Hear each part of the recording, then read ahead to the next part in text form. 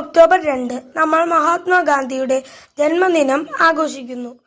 മഹാത്മാഗാന്ധി ഇന്ത്യയുടെ മഹാനായ സ്വാതന്ത്ര്യ സമരസേനാനിയായിരുന്നു.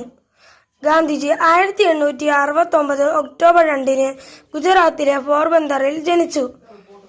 ലളിതമായ ജീവിതത്തിലും ഉയർന്ന ചിന്തയിലും അദ്ദേഹം വിശ്വസിച്ചു. സത്യവും അഹിംസയുമായിരുന്നു അദ്ദേഹത്തിന്റെ പ്രധാന തത്വങ്ങൾ.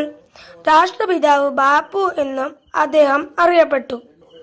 അഹിംസയെ ആയുധമാക്കി അവരുടെ അവകാശങ്ങൾക്ക് സ്വാതന്ത്ര്യത്തിനും വേണ്ടി പോരാടാൻ ദശലക്ഷക്കണക്കിന് ഇന്ത്യക്കാരെയും ലോകമെമ്പാടുമുള്ള ആളുകളെയും അദ്ദേഹം പ്രചോദിപ്പിച്ചു. ഈ ഗാന്ധി ജയന്തി ദിനത്തിൽ അദ്ദേഹം നെഞ്ചേറ്റിയ മൂല്യങ്ങൾ ഉയർത്തിപ്പിടിക്കാനും നീതിയും സമത്വവും അഹിംസയും നിലനിൽക്കുന്ന ഒരു ലോകത്തിനായി പ്രവർത്തിക്കുമെന്നും